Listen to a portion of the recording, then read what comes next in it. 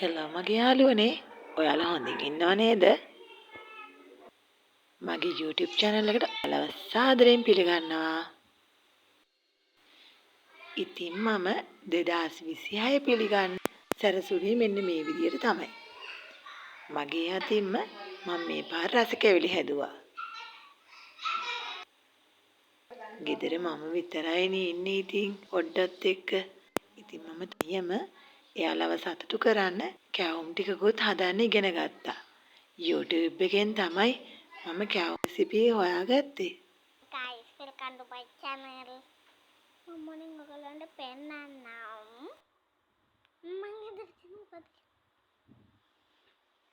ඉතින් යාළුවනේ මගේ තාත්තා දීලා ඉන්නේ. යාළුවනේ මේ අපේ නංගි. මේ තියෙන අපේ බෝනිකා. ඉතින් යාළුවනේ අපි පෙන්නනම් වාට පෙන්නනම් අපි ගෙදර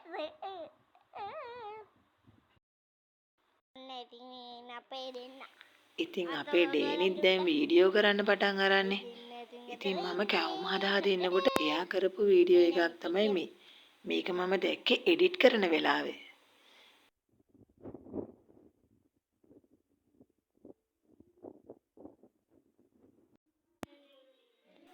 ඉතින් මේ තියන්නේ මං අද පැණිවලලු.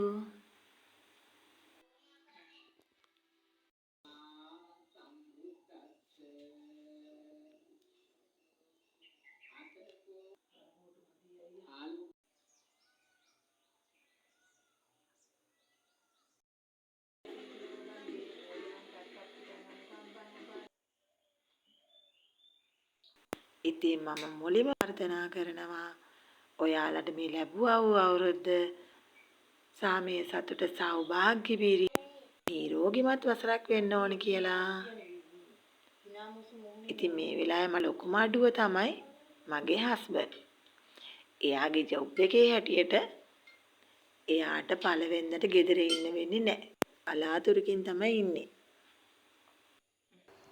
ඉතින් වෙනදට මුලින්ම කිරිබත් අපිට කවන්නේ මගේ හස්බන්ඩ්.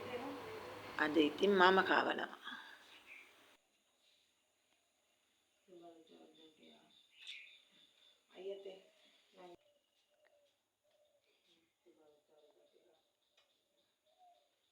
ඉතින් මේ උදා වූ නව වසර මගේ යාළුවෝ හැමෝටම සාමයේ සතුට සෞභාග්‍ය නිරෝගීකම් පිරි සුබම සුබ නව වසරක් වෙන්න ඕනේ.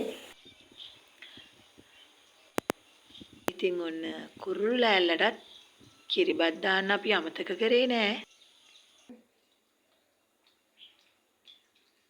මට ඉතින් ගොඩාක්ම සතුටුයි මේ පාර මගේ අතින්ම මේ කැවිලි ඔක්කොම හදන්න ලැබුණු එකට. වෙනදා නම් අපේ අම්මා තමයි කැවිලි හදන්නේ.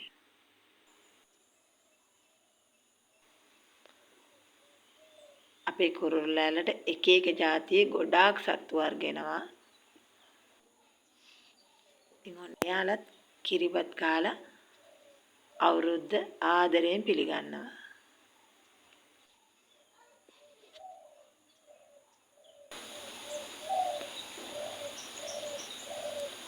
මෙහා යාළුවනේ මම දවස් කන්න සේරම කුරුල්ල ටික ඇවිල්ලා ඉන්නේ. අන්න හැමෝම එකට කන වේදී.